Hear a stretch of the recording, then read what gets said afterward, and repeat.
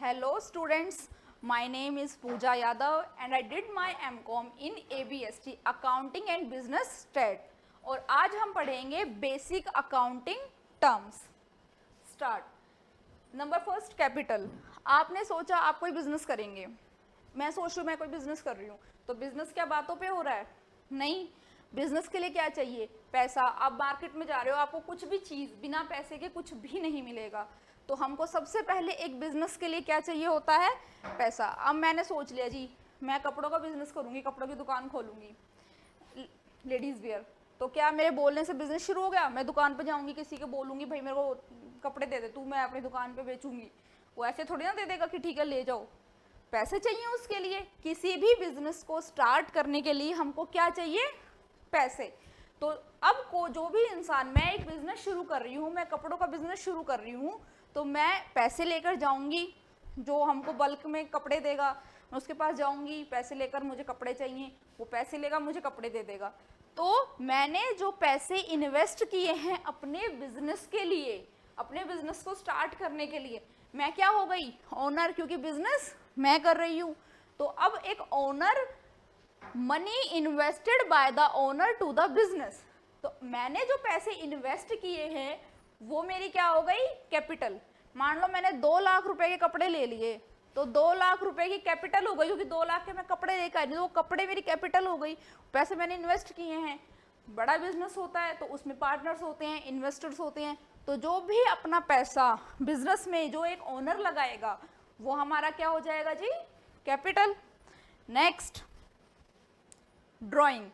अब बिजनेस शुरू हो गया जी, आप दुकान पे हैं, कपड़े की दुकान पे हूँ मैं, तो मेरा भाई आ गया, मेरे को बोलता है कि भाई बाजार आया हूँ, मेरे को 5,000 रुपये दे दे, सामान लेना है। मैंने 5,000 क्या किया?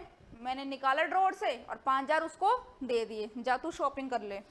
थोड़ी देर बाद, 2 घंटे बाद, अगले दिन मम्मी आ गई, मम्मी ने कहा मेरे को पैसे दे दे, मेरे को ये काम है। मैंने फिर खोला ड्रॉर और फिर उसमें से पैसे निकाल के दे दिए।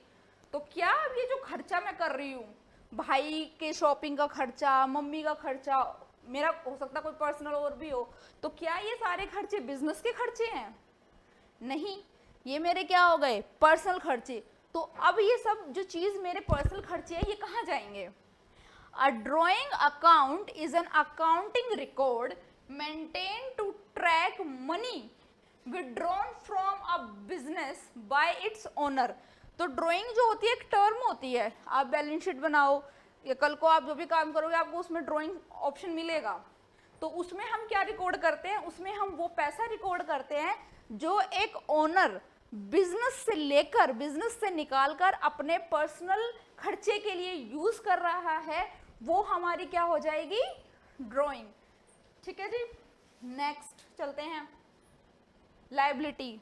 अब आप बिजनेस में आ गए, अकाउंट्स खुल रहे हैं, तो आपके पास 2 टर्म्स तो ऐसी हैं, बहुत सारे टर्म्स हैं वैसे जनरली, ये बहुत ही बेसिक टर्म्स हैं जो नॉन बिजनेस वाला भी समझ जाता है, लायबिलिटी और हमारी असेट। अब हमारी लायबिलिटी क्या होती है? लायबिलिटी का मतलब ये सुन के ही समझ में आ रहा है, उत्तरदायित्व, जिम्मेदारी। It is a term in accounting that is used to describe any kind of obligation, जो किसी भी तरीके के ऑब्लिगेशन को डिस्क्राइब करे। अब किस तरीके का obligation? That a business has to pay, जो एक बिजनेस को पे करना है at the end of an accounting period, accounting period के एंड में, टू अ पर्सन और अ बिजनेस। लायबिलिटी क्या हो गई जी? वो एक टर्म है जिसे डिस्क्राइब होता है कि आपको अकाउंटिंग पीरियड के एंड में पे करना है एक पर्सन को और अ बिजनेस को।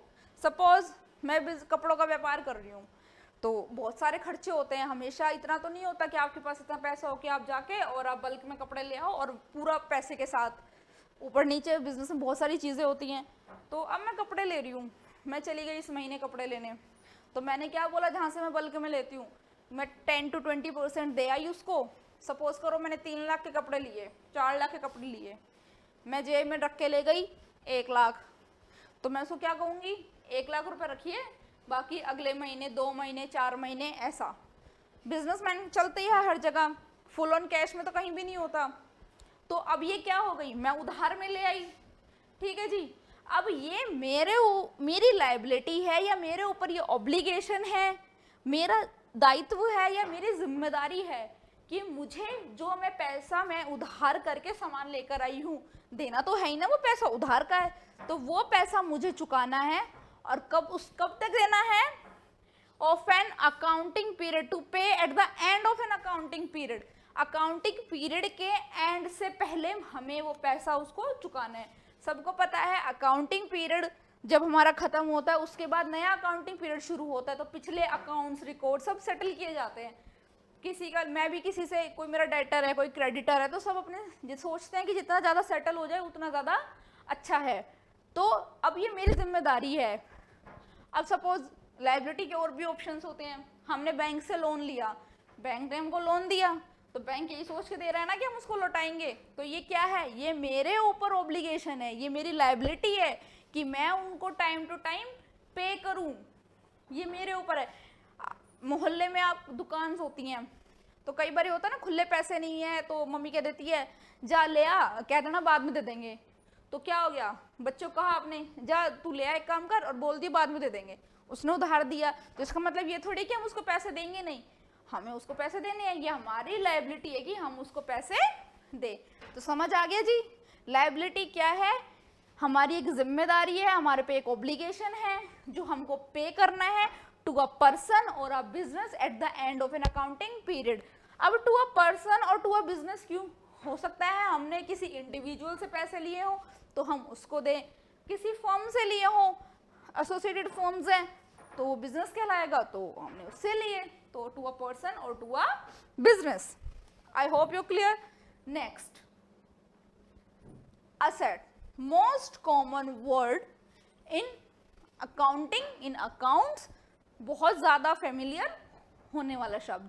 अब असेट्स क्या होती है जी, an assets is something containing economic value. Economic value से मतलब हमारा क्या है, यहाँ पर इकोनॉमिक वैल्यू होती क्या है, इकोनॉमिक वैल्यू जिसमें लेन देन होता है, जिसके बीच में पैसा आता है, वो एक वैल्यू जिसमें पैसा इन्वॉल्व नहीं है, मनी इन्वॉल्व नहीं है, वो इकोनॉमिक वैल्यू नहीं हो सकती।